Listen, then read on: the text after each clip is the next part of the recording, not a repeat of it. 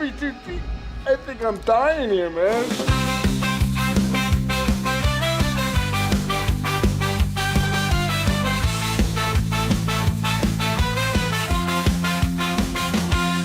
Through the haunted mansions and floors, the creep, they lead us to the places from which we dare not peek. A journey through fear and the realm of the night. In every word they speak, our hearts ignite with fright. Welcome to the horror show, the Deep Cut Podcast, where nightmares come alive, ready to take their blow. Tune in to the chilling delight on the airwaves of the night. Let the darkness grow. Let the darkness grow.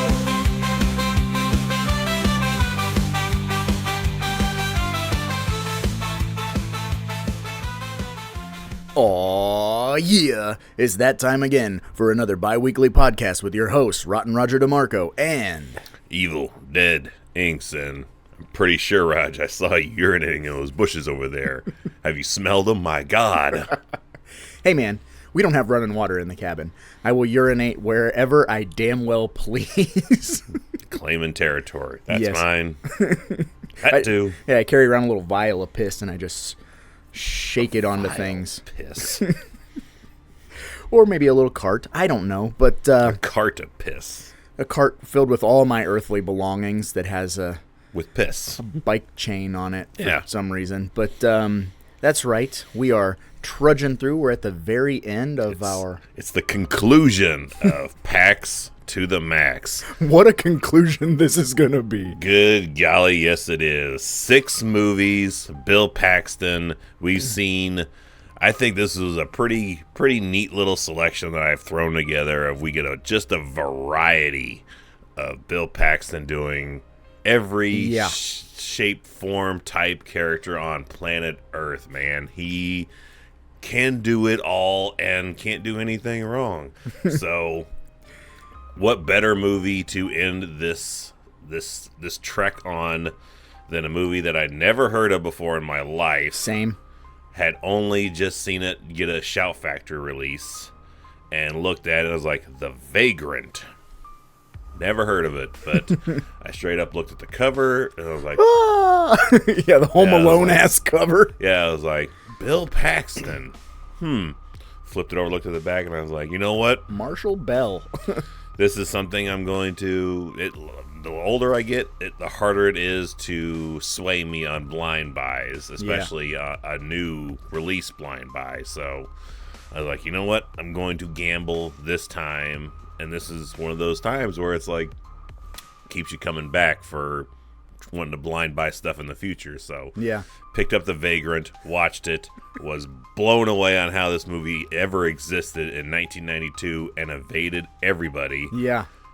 And you said it was probably a good 5 years ago or so. You were hanging out. Yeah, when you picked it up and you were like, dude, this movie's bug nuts. That's like your when you tell me something's bug nuts, I'm like, we're going to have to watch it, you know?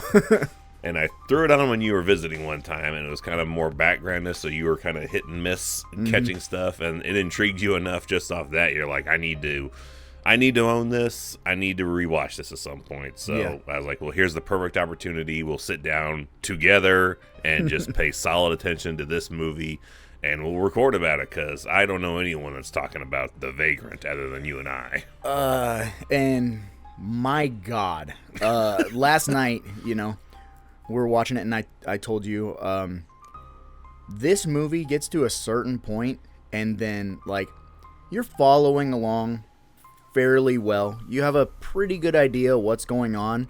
And then at a certain point, this movie goes so far off the rails. Not like, it doesn't make it a bad movie, but it like goes more insane than it has been. Like you're at a comfortable level of insane, and then you get to like Twin Peaks level of Yeah, you have an idea, and I remember your other half was like, I know where this is going. I think I know where this is going. Mm-hmm.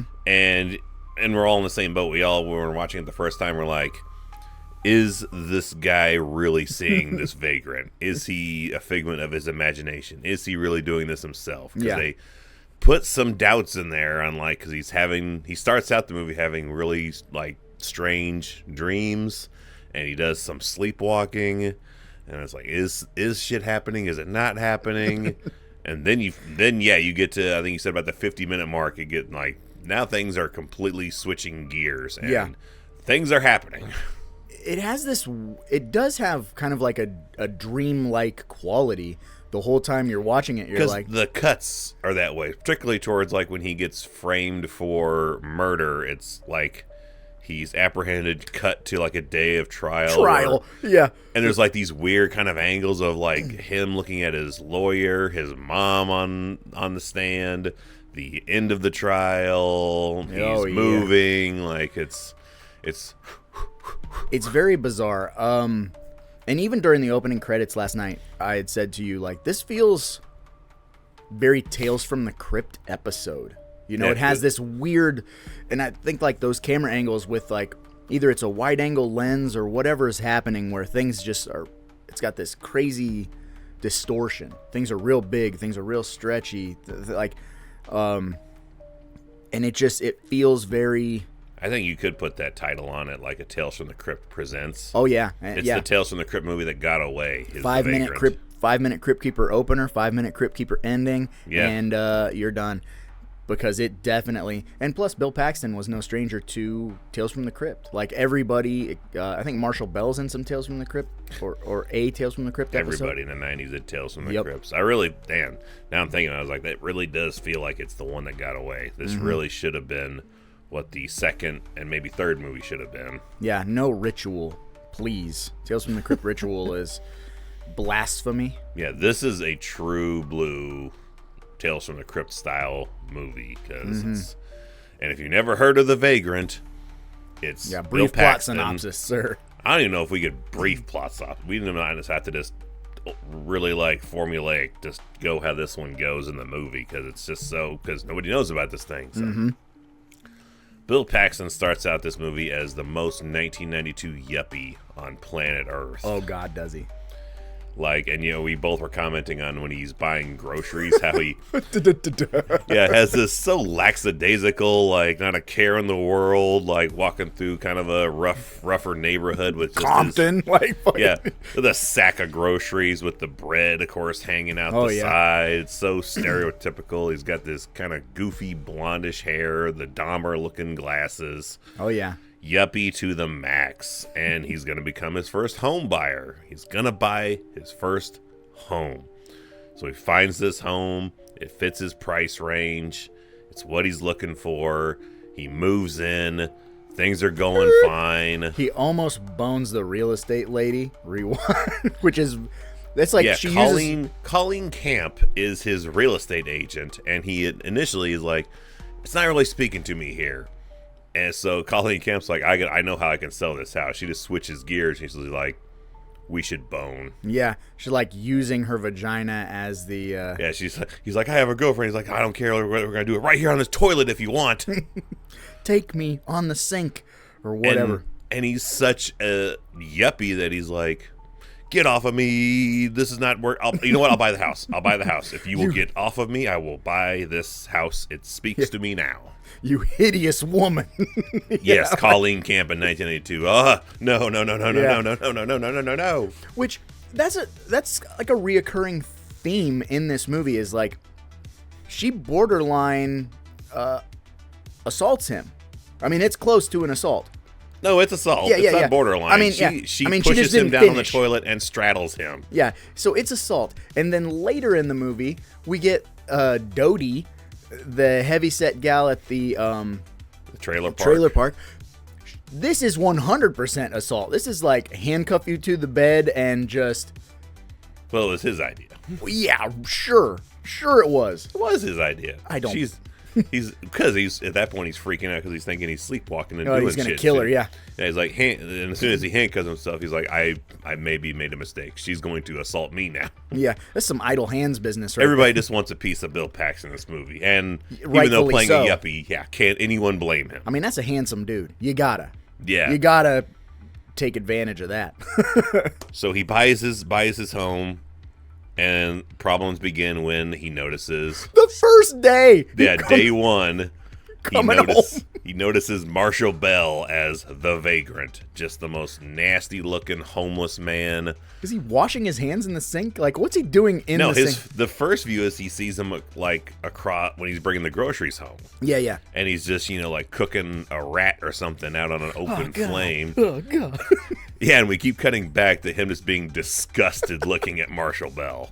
Like, oh my God. He's like, repulsive to look at. Like, sucks the skull in his mouth and spits it back out. Yeah, it's like, you are hard to look at, sir. That's an understatement.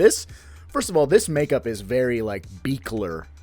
Oh, yeah, I mean, it's good. He looks like if you went very practical with what the homeless vagrant looks like in the 2017 It. Ah, yeah. Like, if you did a practical effects version of that, it would be Marshall Bell in this movie. My pals other. Yeah, which we didn't even mention the interesting name Bill Paxton's character's playing is Graham Krakowski. Yeah, and everyone gets it wrong. It's a very Duncan Pinderpuss situation here. Class act business. Deep Nobody. cut. Yeah, there it is, the deep cut. No one ever says his name right, save for his buddy that helps him put the deadbolt. His buddy in. and like a couple other like non-important people say it, but like Yeah. Michael Ironside, who's our second like big star in the movie, is the cop that's investigating him. He never gets it. Like Krowski. Not even close sometimes. Yeah, but it's so by breaking down crack house key. Yeah, he got the key to the crack house, baby. Yeah. So he's flipped out by looking at this vagrant. He then sees the vagrant has broken into his home and washing his hands in the sink. Which gnarly hands too, by the way. And Bill Paxton, he's such a yuppie puss that Never. he's dreaming about the vagrant, like coming into his bedroom and like running his hand up Bill Paxton's thigh. So that's also an assault. Yeah, and Paxton's like he's channeling his best Jeff Daniels, like with the spider crawling up his leg, Oh, arachnophobia. That's perfect. That's a good deep cut right He's there. just and freaking out. No fight in him whatsoever. He's that much Yeah. of a yuppie that he just. Well, and I forgot to mention the first thing that sets him off in this house is everything's fine except for he has a drip off the faucet in the kitchen. So that's his first sign of like maybe something isn't as perfect as I thought it was going to be here. Mm-hmm. Is this drip, and he keeps dreaming about this drip, and this vagrant breaking into his house. So of course, what does a yuppie do in any time frame when a homeless man is pestering them? You call 911. Yeah. Like, there's a vagrant out there. What's he doing? Well, nothing right now, but I mean, he's out there. I mean, you should see him. He's hideous. He's basically calling the police saying how to report a fashion crime. Yeah. This guy's ugly as hell. He is nasty looking, and he's looking right at me, Ray. That's right. I feel funky.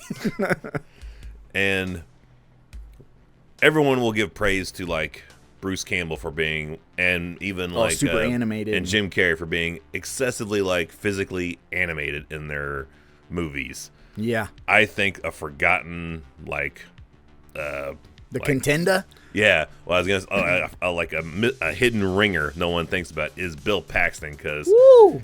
he has a sequence where he's making pasta.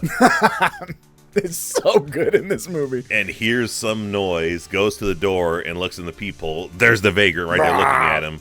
Just screaming. He backtrails, flips over his table, gets caught up in a like 90-foot telephone cord. Yeah. Pasta everywhere on his face. Third-degree burns. He is straight up like he is as good as any day. Bruce Campbell is flipping himself over the kitchen floor in Evil Dead 2.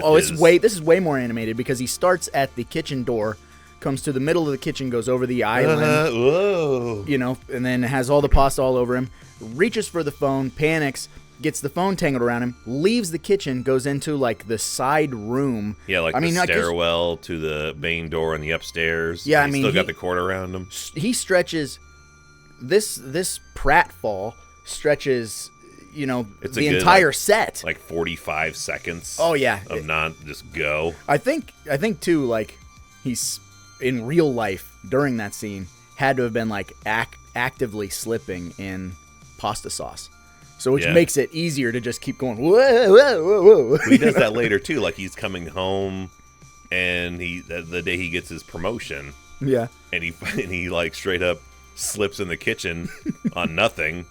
And must have been nothing.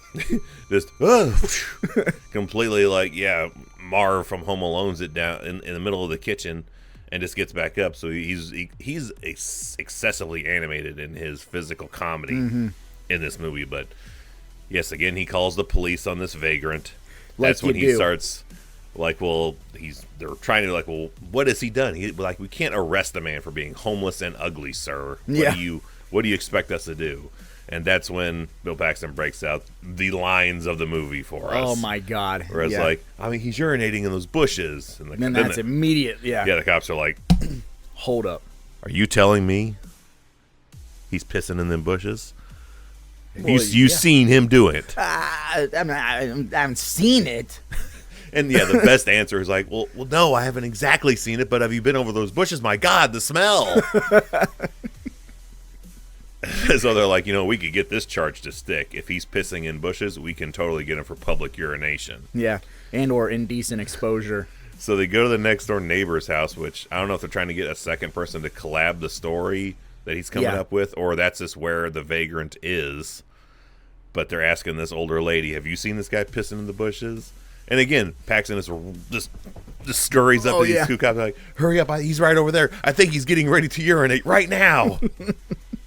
Plus, that lady, again, this movie just has like weird, this is why I tie it with Tales from the Crypt, because everything's up to 11 in this weird way. Like, she could have a normal hearing aid, but she has like this fucking box on a... Yeah, it's like around her neck, and she's like, could you speak in it? And it's like wired to her ears. Yeah, like a weird fucking Flavor Flav clock of hearing aid, and just like, her lipstick's all terrible, and I mean... it's just permanent hair curlers in. Yeah, I mean this is characterized like character crazy big characters as far as you can go. Even his boss, the dude from Arachnophobia, like the sheriff from Arachnophobia wearing the fakest ass mustache on earth, and his big ass eyes and his bobblehead thing that he does, and like I mean he looks weirder because literally has the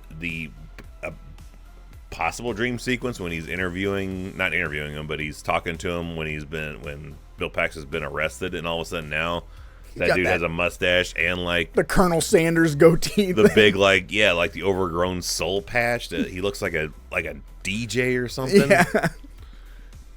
Weird. Like again, you'll just see a ton of people that you're like, I know. A ton of those I've seen you before types. Even his best friend, we're like, we've seen him before, and we still can't place him. I know him. I'm just distracted by his excessive 1992 wardrobe of like hot pink flip flops. They had like the gecko, you know what I'm talking about, like those gecko. That's everywhere in this movie. And when I saw that it's located in Arizona, then I'm like, oh, that makes sense because we have cactuses and like that cacti, like that off blue kind of color tone. Oh yeah, everything's painted that weird like baby, but it's not baby blue, but you know. Yeah, it's Arizona. Oh yeah, blue. It's just everywhere throughout this entire movie. It's so Arizona. So they arrest the vagrant. He sees that Krakowski's hiding behind a tree. Like, you did this. Yeah, which that's where you and I, when we're watching it last night, we're like, well, he's being arrested. So he's real. Clearly a real person. So, like, that's when your wheels kind of start turning. Like, well, maybe I am not correct in my assumption. And also by this point, when he's calling 911, they know what is it now, Mr. Krakowski? Yeah, they know his name is some fucking Invasion of the Body Snatchers business. Like, eventually, this is going to be a felony, sir, if you keep calling us with these bullshit claims crank calls. Yeah, no, like we can't keep arresting people that you find unattractive, sir. That 100% yuppie business. Yeah. No, like, is ugliness a crime? It should be. Yeah. Yeah, get them out of my street. So then things take the next level turn is the lady with the hearing aid beatbox. Hearing microwave. Her body is found in a sour sewage dumpster, and they can confirm she was not molested in any way. Yes. Glad that they brought those details in. Nope. Looks fine. Yep. Gross. We keep getting things happening with Bill Paxton where he's just more going crazy. Like, he thinks that the Vagrant has broken in and broken off like the light switch cover to his bedroom. And he thinks there's potentially a trap door somewhere. And eventually he wakes up late for work because someone has come in and cut not only the like power to his alarm clock, but his glasses. He broke off, and he leaves like the tool that he cuts Yeah, with. the fucking scissors are sitting right there. Cuts off like part of his glasses frame, so he can't wear his glasses now. He has to get new glasses. Goes to the basement smelling weird shit. Finds a Valentine's box with 8 fingers in it. And a rat that he just casually, Yeah. he's just... Oh, which we forgot to mention. He's dating the girl from Silk Stockings. Yes. She shows up. He's at work one day. She shows up, and her kind heart, like, oh, he's just a homeless man digging in the dumpster. He's hungry. I brought him in, gave him a sandwich and a drink. Excuse me, while he's eating that sandwich in this house, I'm going to go upstairs and get naked and take a shower. These are poor decisions.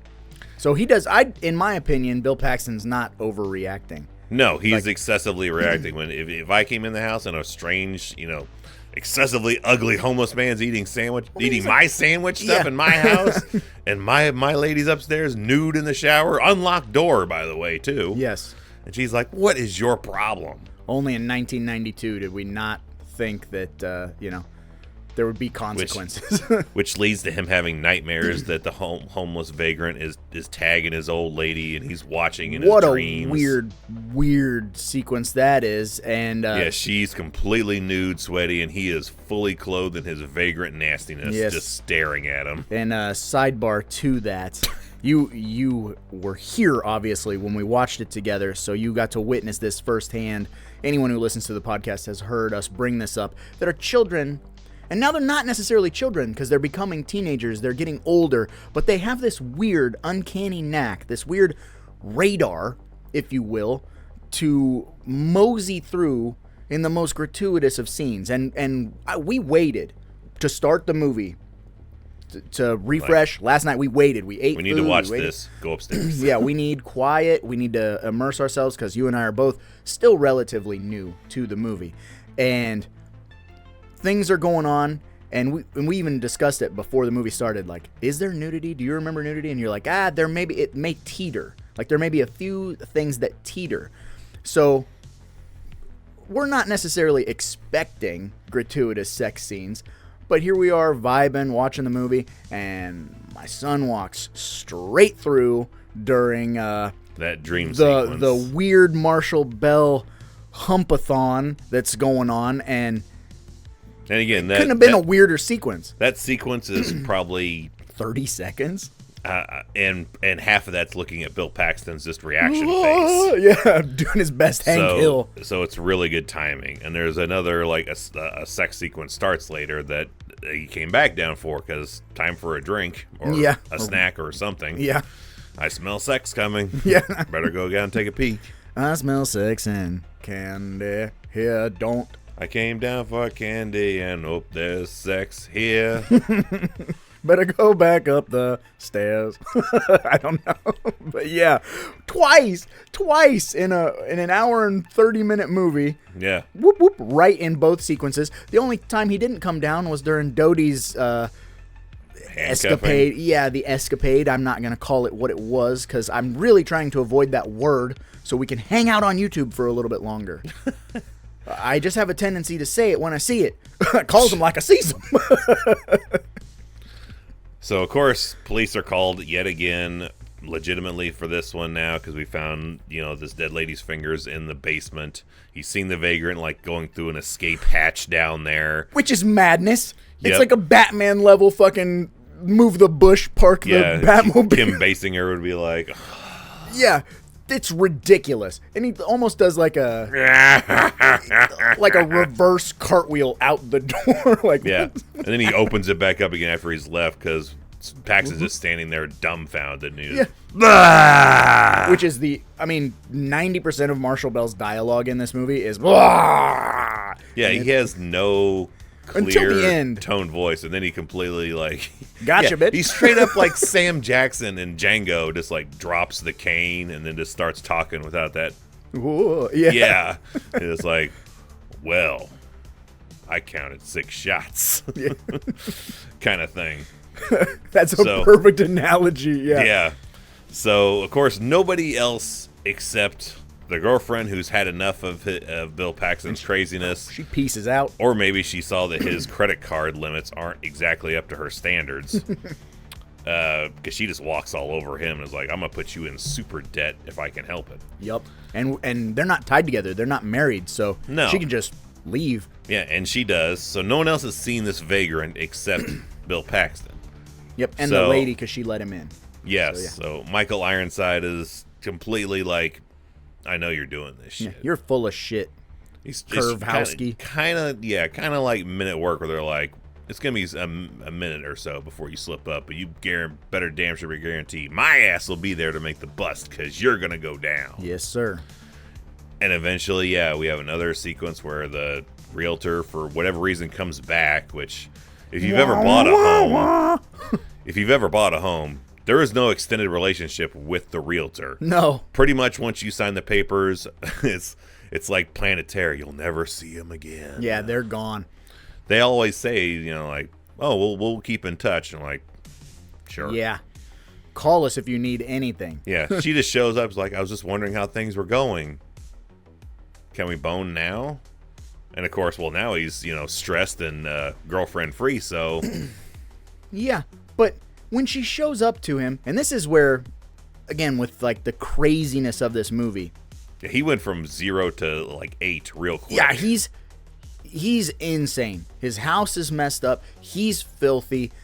It's starting to look more like the neckbeard nest style house. Yeah. And we both asked at the same time, because right before she comes to the door, he's just sitting like at the front door in a chair with a shotgun. Yeah, and I'm like, just hanging out. Where the fuck did he get a shotgun? Probably third mortgage on the house. Got the gun. Yeah, because he takes out a second mortgage after the first incident with the vagrant and gets like this giant wooden like 9-foot fence, like 12 spotlights, a security system that plays loud party music every time the doors open. Yeah, so like makes people think there's a party going on, someone's home. Sounds like Louis Tully from Ghostbusters or some shit.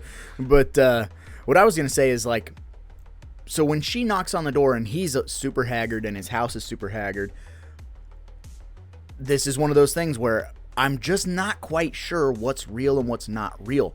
Yeah, I'm having this issue with like, so is he disheveled and his house disheveled only to him? Like, in his mind? Is this a representation? I hate to be like, I'm analyzing the film a little too hard. Like, is all this mess, like, in his mind? Like, because his life is a mess? Because if I knocked on a chick's door and opened it up and there was trash and a shotgun and you looked like absolute hell, I don't think my first reaction would be like, you want to go upstairs?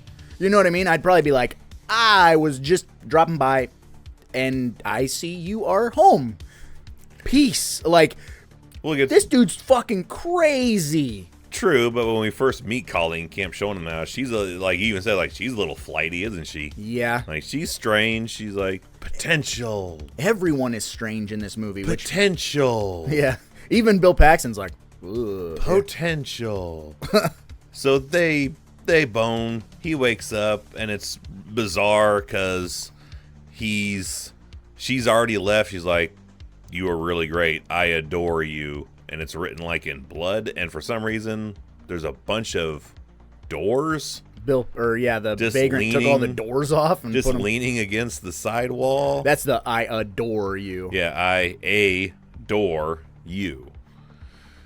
And apparently, somewhere between boning her, someone taking all the doors off and putting in the bedroom and signing this note, Colleen Camp has been killed. Yes.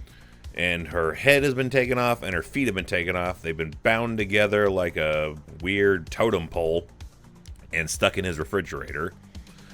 Which At is some awesome, point- by the way. Yeah, it looks great, but at some point during all this, Michael Ironside's like, we need like 9 SWAT cars to take this guy down. Yeah. I thought that was like an optical illusion. The vans just like kept growing. Yeah, like there's a line of vehicles, black vans, and like another. Yeah, they like spread apart. It's like Yeah, one, so and then they're like take out the entire street with no escape. drilling holes in his fence and sticking gun barrels through, which we thought was hilarious because the one guy's got the sniper rifle looking down his scope, but Yeah, he's the looking scope's at not looking at just wood because the hole they cut out for the barrels are like just enough to stick the barrels in, and like What are you fucking aiming at? You're just pointing in the general direction. 12 barrels and one has a silencer on it. Like, why is one guy having a silencer and the rest aren't? Yeah, 13 barrels breaks the decibel for the whatever it is, HMO. Sound barrier. Yeah, the HMO, the homeowner association. It's too loud. So they break in, they arrest them, they find all this evidence, which I love Bill Paxton when they're like, what do you have to say for yourself, Krakowski? And he's on the floor just... Again, very Jim Carrey. Extremely. Yeah, and Robin Williams even a little, Robin Williams, I would believe, definitely did all that shit. Oh yeah, it's just so bizarre. And if that is not bizarre enough, It's about to get bizarre. yeah, if that's even that's a word, we're gonna coin it. It's like bizarrer, Mo Bizarre at the court hearing, which is very like. And I don't even like this movie, but very like Natural Born Killers, like weird. Yeah, weird angles, like how he's looking at like his own lawyer, like he's good. Yeah, and To the the prosecutors. Yeah. He's good. I turned into a dog once, and they helped me. Just what I want my defense attorney saying is how good the other guy is. Yeah, that's a red flag. Run. But then his mom takes the stand, gets asked one question. Did he abuse some girl in like 1968, which when he was 4 years old? Right. They're like, well, yes. And like, I rest my case. Yeah. And so then she has a straight up heart attack and dies. On the stand. And then like when because that's such a dramatic thing, and the jury feels so bad, they're like, you know what? He's free to go. Yeah. He just watched his mom die on the stand. Yeah, clearly he's not a murderer. He's been through too much. But then we get but not yet. that awesome shot from the news perspective. Outside the courthouse, like the verdict has just come down. And so has his mother, apparently. Yes, he's walking down the courthouse steps. They have the dead mother on a gurney with the sheet over her. But because it's a downward steps It's angle, a lot of stairs, too. she It's like, slides on camera off the gurney down the steps as we just hold on Paxton's face, just being like, yeah, what now? So now I what need to- else can we pile on? Yeah, I need to go back and like freeze frame that because I want to know if that was a stunt woman who took that slide. It looks like a dummy. Yeah, and if it is a dummy, it's the coolest dummy ever. All stiff, just thump. Which I said, like, you win me if you throw a dummy off a roof, but you also win me if you roll a dead mom's dummy corpse down a flight of courthouse stairs. Yeah, for sure. That's good stuff. So now that he's off the hook, he's really gone off the rails now. His like tight, well manicured, haircut is now it's getting very blonde, long, mullety. Oh yeah, it's straight up He's like no longer wearing Ron Goldman. He's not wearing slacks and like a button-down shirt. He's progressed now to like a sleeveless button shirt and jeans. Which we both remarked that sleeveless button-up shirt looks like the print that was on the mattresses we had when we were younger. Yeah, like these weird like sets of stripes. So Blue and white lines. he somehow he went from driving like a real nice like blue convertible to now he's in like the Griswold. Yeah, the Griswold family wagon. Drives for a bit, decides to set up shop at this trailer park. Meets the blind owner. His name's X-Ray. Because he can't see, Yes, meets the other lady there. He thinks he's going to start, like, hallucinating or sleepwalking, so he's like, I'm going to handcuff myself to the bed, which I've heard some sleepwalkers legitimately do. Yeah. But she takes it as, well, now I can have my way with him and you Wah, can't wah, leave. wah. Yeah. Put some gravy on him. Gross. But that is a thing. My aunt sleepwalks real bad. I'm pretty sure I've told you about this. Maybe even on air. Like, would eat like plants and cigarette like ashtrays. Would eat the ashtrays and like do straight up Step Brothers stuff. She woke up one time driving the car like naked. Walked outside, got in her car, and was driving out of her hometown, and woke up because she went over the railroad tracks and was like, better go home. Like, so yeah, good old sleepwalking. Sorry to derail you. No, it's impossible to derail because the movie does its own fine job of that, because he just wakes up at some point, not handcuffed to the bed. He is covered in blood with a not a butcher knife, the meat cleaver in his lap. Yeah. We can't find X-Ray's dog. X-Ray freaks out and just dies from shock of fright of something. Krakowski just flips his shit and he just takes off and is maybe dreaming that he, flips the car 28 times down a hill. Yeah, it's not clear at all, which again is why I said feels like this whole movie's a goddamn fever dream. And we're only not sure of that because a second later, he's just at this, like, Old West style, like, tourist attraction / restaurant gas station. And he's filling up the gas tank. And I'm like, well, he must have just been dreaming because that car ain't taking no gas no more. Mm-hmm. And then he opens up the trunk of the car and he starts he finds the Vagrant's, like, cart thingy? Yeah, his cart. And spies, because when he first got to this house, he finds this book on the toilet tank lid, The Animal Within. Mm-hmm. And the back cover's ripped off. And he's looking through and he's finding like all these newspaper clippings of Marshall Bell being this, professor. This is actually, and he finds 2 more copies of the book that he had written. And he's like the perfect scapegoat or the perfect, a guinea pig. Bill Paxton. Yeah, and he sees pictures of him buying the house, moving in, going crazy. This murderous rampage that Marshall Bell has been on. And he's like, he is real.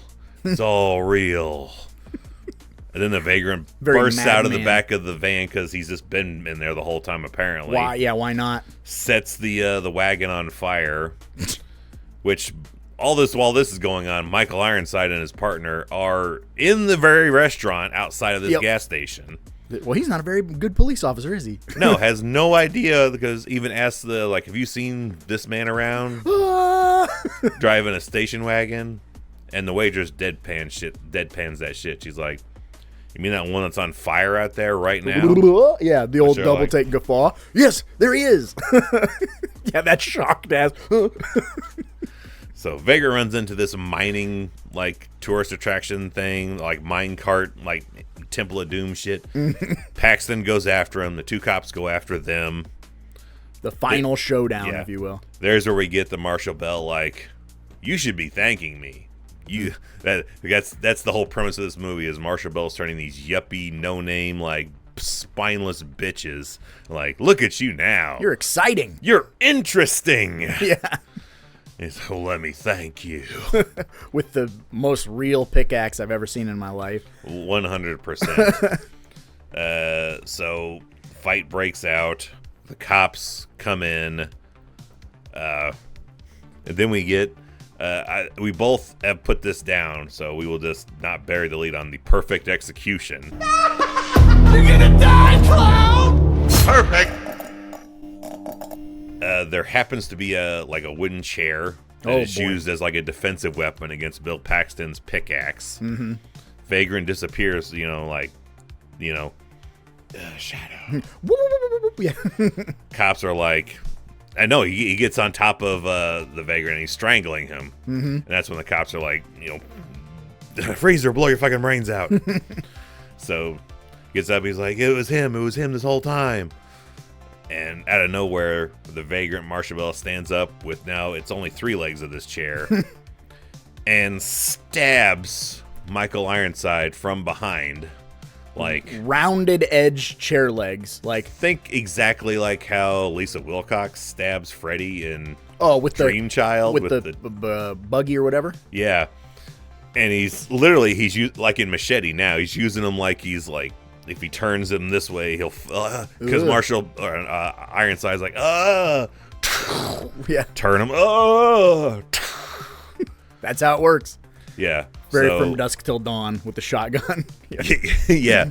So hands down, easily the perfect execution. Is killed with a 3-legged wooden chair. Yeah, we both, when we were rewatching it, were like, well, you got to give it to that dude. You know? I mean, That's the only really kill we see on screen, also, because the Yeah. 2 other murders he's framed for are all done off camera. Yeah, which will move us right on into our Brown Panty Award. It's time to slip into something a little more comfortable. It's time for the Brown Panty Award. I couldn't give it to anyone else other than the real estate woman, Julie Danzig. Oh, really? You know, she's flighty, she's fun, and also the reveal of her body parts in the fridge is good. I mean, it's Yeah. good. They look awesome. So I had to give it to her because she's just a weird gal, and she's just trying to Potential. yeah. She's just trying to get laid. I don't know. I think it's just her tactic when the sale ain't going great and she needs to get this Yeah, but thing why done. come back? I mean, it's already sold, Well, she didn't get her a piece of the Pax. and you got to do that. Yeah. So my Brown Panty, which will coincide with how this movie ends, is I'm giving it to Bill Paxton. Yeah. Because he goes through absolute hell. This fight will conclude with he gets a snapshot with like a Polaroid camera to show the Michael Ironside's partner, because he just shows up late because the course cops split up in the tunnels. And he's like, "Look, it was him. He really did do it. Look, he's got the chair right inside of him there." They even both do the. It was him. Yeah. Who killed this man? He did. How will we ever know So- the truth? So cop, platoons Marshall Bell. He falls out of a second floor door. This is incredible, by the way, which is one of the only times I've ever seen anything like this happen. So, in like Friday 5, when Roy the paramedic falls on a bed of Right spikes through those outside of the spikes. barn, yeah. replace that because it's Arizona. Marshall Bell's gonna fall off a second story floor into an entire bed of cacti. Like, it's egregious. It's so many cacti. It's like a bed frame of cacti. And of course, he's got one shitty looking weird eye, and he's gonna, we get the appropriate eye goo bust open Yeah, because he's that face weird first eye. into the cacti. Woo! He's dead. Kind of. He's not going to make it to the hospital. Like, he's going to die, which I love that does not prompt the paramedics to move him any faster into the ambulance. Yeah, I mean, we're going at our pace. It's, Yeah, it's over for him. Yeah, but they're like, he's got a record of this. He's wanted in 8 states for a murderous rampage. Screwing beagles. Yeah. There's rewards in some of them. So the conclusion is I'm assuming, gets the reward money. Yep. Buys his second home now. Super Very nice house. Amazing kitchen.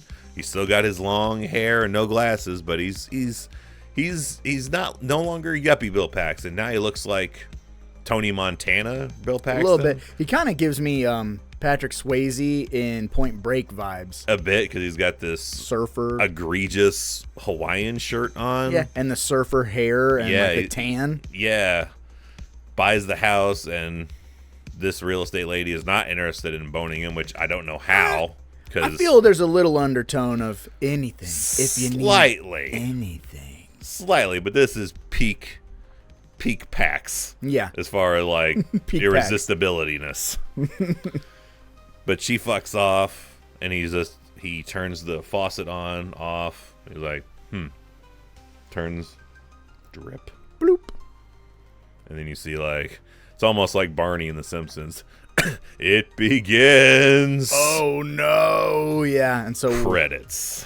and this is a wild ride of a movie. So I'm like, man, just when he thought he was out, he's pulled back. Yes. So Brown Panty to the Pax. You can't go wrong with that. I had to. I just had to. Nothing wrong with that. But I suppose we can move on to our horror movie survival guide by Walter Paisley and get one tip on how to survive The Vagrant. There's a rule that you must abide on every page if you don't wanna die. This ancient book will help keep you alive. So pay attention to the tips of how to survive.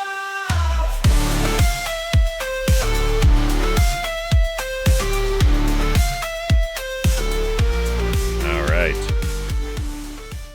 The guide on how to survive the vagrant. Just rent. Home ownership is bullshit. Yeah, because if you rent, you can fuck off pretty quickly. He was locked in, and not to mention after building the fence. Yeah, his second mortgage that he takes out within what, a week after moving in. I mean, it's very fast. Which I should have screened. I wanted to like pause and see, because at one point he's at work on the computer and he's like not working because he has up his own budgetary plan for like I can't remember if it was for a year or like 3 months, but I do remember seeing like his grocery bill for 3 months was $150. Ha! Ha ha ha! Spent $150 this morning. So I need to look up what the inflation is on $150 over 3 months in 1992 as opposed to 2024 or 2025. Yeah. Because I imagine it's probably like $9 million inflation upcharge. Yeah, madness. I couldn't tell you the last time I got out of the grocery store for that Less much. than that. I can't even leave Sam's Club without under a bill. Yeah. Nope. We, yeah, those days are long, long gone. But I suppose we'll move on to our next segment. Just making sure, though, you do have a tie-in. I have the... I don't know how you could pick a better tie-in. It's time for the tie-in. So many movies, so little time. You better pick yours before I pick mine. So watch a double feature. All monsters and creatures.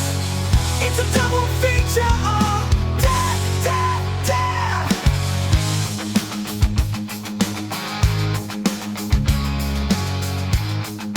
Let me go first because Please. Now, when we were watching this, I even said out loud, I have the perfect tie-in. And I was like, ha ha ha. So I wrote something down. As I was thinking, no, you don't. And while I was sitting here discussing the movie with you, my tie-in changed. So I will tell you what I had. Okay. And then I will tell you where I'm going. What I picked for the perfect tie-in was Trespass. Oh, another Paxton. It's Yeah. Paxton, but it's also he's very out of his element. He's dealing with locals that don't want him in that place, that also kind of stake claim to a place. And it's also gangster. It's gangster and it's fun and With gangsters. yeah, and kind of over the top, like this movie. But while we were talking about this movie, I started thinking about another really weird movie that you introduced me to, that you owned, and we watched. You were like, you just got to watch this. It's weird, and it is as over the top and as like kind of feels like it could be a Tales from the Crypt episode if Tales from the Crypt had like a no budget or was made by a porno director. So my tie-in is going to be Microwave Massacre because it also doesn't quite feel like reality. Yeah. Like it's its very own unique blend. Like its reality is not quite reality. You know what I mean? So Vagrant and Microwave Massacre kind of walk that same line of like, what the fuck? Like that would never happen. Okay, you know. And so, Heaven forbid if you're tripping while you're watching. oh god, you're gonna jump out a window into a bed of cacti. You're not gonna know how to process everything that's happening. That is pretty good, keeping that kind of that zany, what's real and what isn't vibe going there. That's, Saturday morning cartoon with tits vibe, I guess. I could see both. I mean, not so much. At least that the boobs stuck in the hole sequence from Microwave Massacre, but I could totally see that double feature being like a middle of the day double feature horror movie on access cable. There's so many boobs in Microwave Massacre. It's There is, but I mean, like if you cut all that stuff out, I mean, like both of them I can see easily playing on like the TNT Halloween afternoon spooktacular, like a hand inside of a hamburger bun. Yeah, 100%. Yeah. I just kept with sometimes owning a home can drive you crazy, so I just went with the Burbs. Nice. Suburban home ownership can sometimes just drive you batty. We are out to get you. Yeah, you'll start out that movie fairly normal, but you'll look like a crazy person by the time the credits are ready to roll. Yeah, you will. Which also is a weird tie-in because we were looking up Dodie. Yeah, and Dodie is Art's wife. My wife is home. Yeah, so full circle right there. Which I think you don't see her. Do you I think see her? you see her in the door? Almost see her, but you hear her. Yeah, less recognizability and screen time than let's say Dana Carvey in Halloween 2. Oh yeah, in the background, just standing there. They're like, just get the information from the parents, get the permission if you can, but if not, get the interviews anyway. Got it, boss. I'm having a good time. Not interviewing grief-stricken parents and kids. I don't know about this, Wayne. God damn it. Would you like some red rope licorice? Well, now that we've given our tie-ins, dude, I suppose we can move on to the next segment, which is what? It's time for the most egregious thing I can think of. Someone who went on the Amazon and wrote a 1-star review.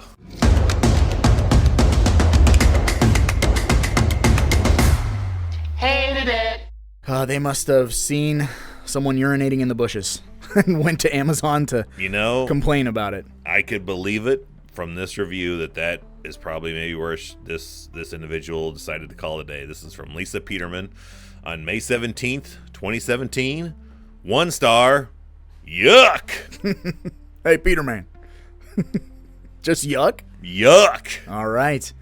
They don't like looking at Marshall Bell. Yuck. Yeah, maybe she needs the yuppie like reformulation. Yeah. Look at you now. You're interesting. I'm not gonna pay for this movie, or I gotta look at ugly people. Ugly people aren't in the movies. They don't belong in the movies. They belong out there in the bush. Yeah. Burning rabbits and eating those. Where I can close my curtains and pretend they don't exist. Ugh. Have you seen him? He's hideous. He comes around about 5:30, maybe 10 after 6. He's got this eye. Yeah, one arm. His impression. Yeah, like when he's in the middle of configuring his security system, his friend's looking at him like he is like, you're slipping, dude. And Paxton's like, I know. I tried to follow him one day. I lost him. But he comes home. Comes back to my home every day about this time. And he's describing, and he's like mimicking Marshall Bell's like, his one leg. He walks like this, like a pirate or something. Yeah, and I was like, why are you so compelled to like? He's real and he walks like this. Yeah. I don't know. To hammer the point home, I suppose. You believe me, don't you? Sure. Like slowly backing out of that. I mean, or whatever. I kind of totally figured at some point his best friend was going to get got. Yeah. He doesn't. And he actually, anytime we see him, he never is wavering in his like, I believe him. No, I've not seen this Vagrant, but come on, he wouldn't lie. That's a good friend right there. I'd do that for you. Yeah, and at the same when he's getting arraigned, he's like, don't worry, dude, you're going to be just fine. Snap. Yeah, let me get a picture of you for the scrapbook. Yeah. Or sell to the tabloids. But years from now, we'll be laughing heartily about this. Believe me. Yeah.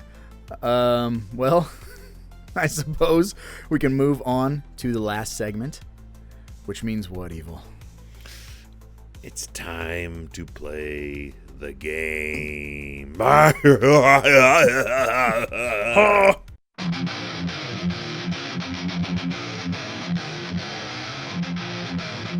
the game! Time to play the game!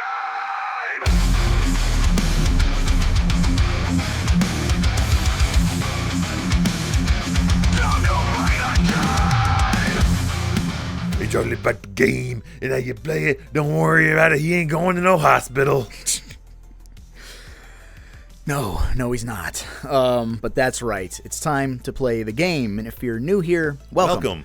But you're probably scratching your head asking yourself, what is the game? Well, the game is a deep cut in and of itself, where you've got to pick a prop from the movie that we are covering, but it can't be a well-known prop. Nobody knows about the Vagrant, so I think... The cart. If I had to pick anything. Yeah, so everything... And not even really counting that. Like, everything's on the table. The cart, I would be like, a half star. I'm willing to bet that there's, like, less than 100 people that are, like, that fucking really, really know about this movie. That know this movie exists and love this movie. That don't work at Shout Factory right now. Yeah, like... You know, if we introduce 100 new people to this movie... I can say we've accomplished our goal. We've done here. something in life, you know. Because this is a sleeper, man. This is a weird-ass movie that no one ever talks about. We've been in the business, air quotes, for a long... You know, we've been talking about movies for a long time. And for you to find someone talking about this movie, it's pretty hard. I mean, almost impossible. So I think by absolute, like... non-impulse control, if we ever found someone that printed a shirt from this movie, yeah, but like my $24.99, yeah, what it cost, I don't know. I just clicked buy now. Yeah, got 2 of them. Sorry. Yep. When are you ever gonna get that opportunity? Yeah, never. Yeah, we do need a really cool. Maybe we could talk to Atomic Cotton, and they could do like a Marshall Bell. You know, I 100% would love, because I'd be curious if Zach or Erica from AC have seen this movie and what they would want to do from it. Introduce this movie to them. It'd probably end up being like the cart. It'd be like Marshall Bell with the cart, like or just his face. You know, when he makes one of them weird faces. But let us know your prop pick on the comments on the podcast on YouTube, on Spotify, Podbean, wherever you're listening or watching us. TikTok. Find us on Discord. Find us on Facebook. Blah, blah, blah. Let us know your prop pick because we live for them. They are like our favorite things. We get to talk about them off air when, you know, we're just prepping for the next shows and laugh about the things you guys pick. So maybe this one more than any other one, just because I want to know what people think about watching this. Yes. Or if you're one of the few that has seen this, what do you think about this? To hear someone else's opinion would be unique because I've only ever heard mine and yours. Which is that it rocks. Yeah. So I'll go first. Because I got a feeling we're going to have the same thing, maybe. Maybe. I had 2, so okay. I'm curious. Just in case? Just in case. My prop is going to be the Valentine's box with the fingers in it. Oh. That's fun. That's a, you know, a different one. I almost went with the his bed. Jesus. Because his bed is like... His bed is weird. It seems too small for even him to lay on, let alone have room like to get down on. Blue plush leather. Yeah, that's the head of the bed. Like, it just kind of... And it's not really... It seems like a toddler's bed. It does. Yeah, like baby's first bed. Yeah, if I'm laying on that, like, mid-calf down is hanging off of that shit. Yeah, that's a single bed. And my neck is like this because the head bump is right like that. The whatever. And if you lay fluffy sideways on it, you're still hanging off both ends. Yeah. So I almost went with the bed, but then I decided on a gore gag. So, and it was obviously between the Valentine's box or the severed head in the fridge. But, you know, went with the Valentine's box because that's fun. Put that on the shelf or put that here in the cabin. Yeah, that's pretty good. Both of my picks were not that. So okay.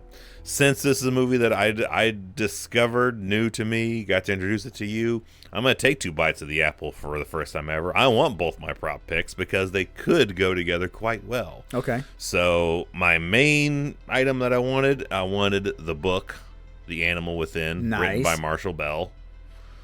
And as a bookmarker, I want the Polaroid picture of Marshall Bell stabbing Michael Ironside with a chair. Nice. That way you know exactly where you are when you're reading. Yeah. When I'm reading this book and going insane about being a homeowner, I want to know where I left off. Yeah, that's perfect. I'll allow the 2 props for sure. That's something I need to have put in here. I need the Animal Within book put in this cabin. Mm-hmm. Yep. That's fucking perfect, dude. I was certain. I was like, I don't know how he can't pick out of one of those two things. So I was like, Yeah. but he can only pick one, so I should be good on the other one. Yeah.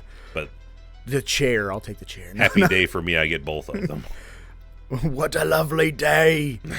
Yeah. Anything else you want to tell the folks before we wrap it up? I mean, go see this movie. We wanted to do something different because I was burning Raj out on just doing franchises. Eventually we'll come back to doing some of those, but we wanted to branch out into some theme kind of things, and it was your suggestion, like, what if we spotlight an actor And we can or really, a director or something like that? And I was like, I don't know, maybe for whatever reason that day you mentioned, I was like, you know what? I was just missing Bill Paxton that day. Maybe I was just watching, something with him in it. I don't know what it was, but I was like, you know what? What if we did something for him? Because it gave me a reason to rewatch Frailty. Yeah. This movie. True Lies. Yeah, True Lies. Twister, I kind of is on a regular.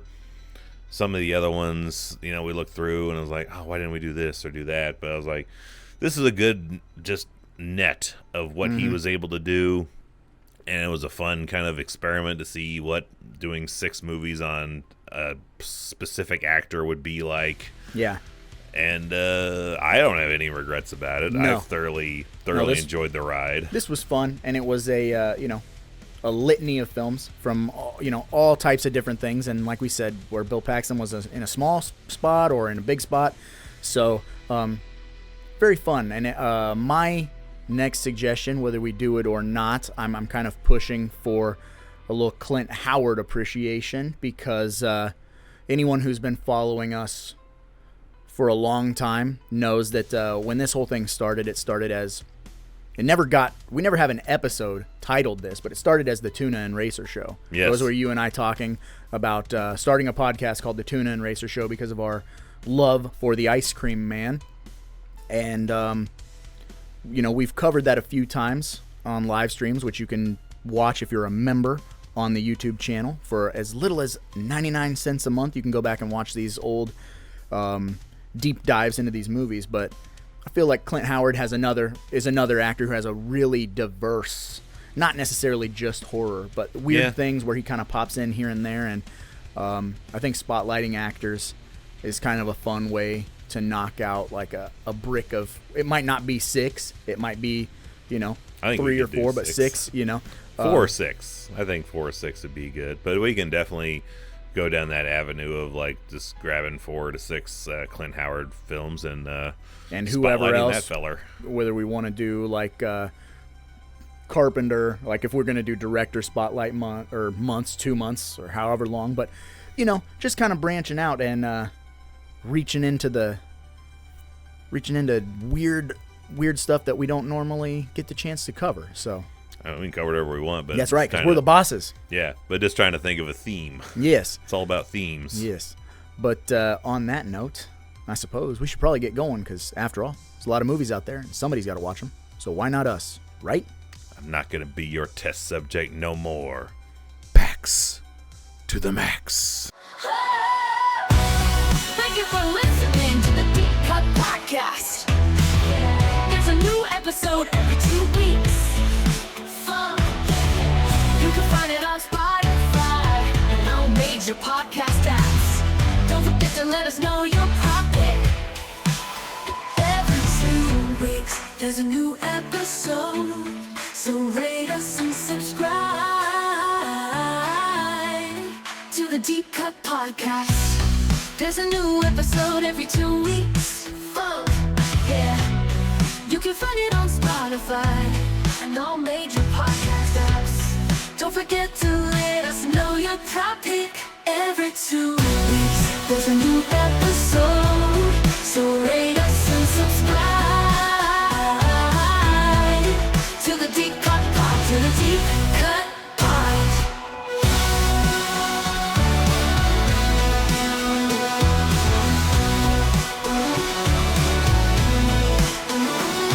You can find it on Spotify and all major podcast apps. Don't forget to let us know your topic.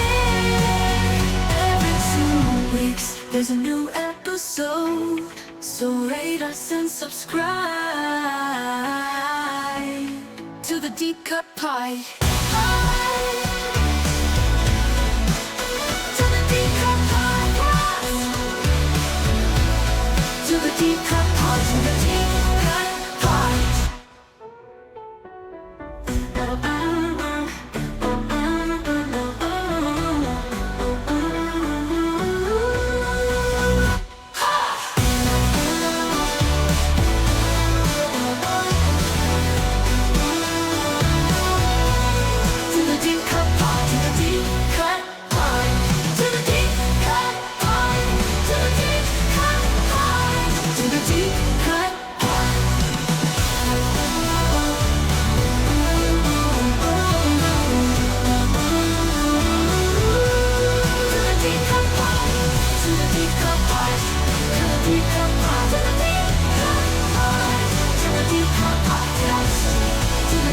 Podcast.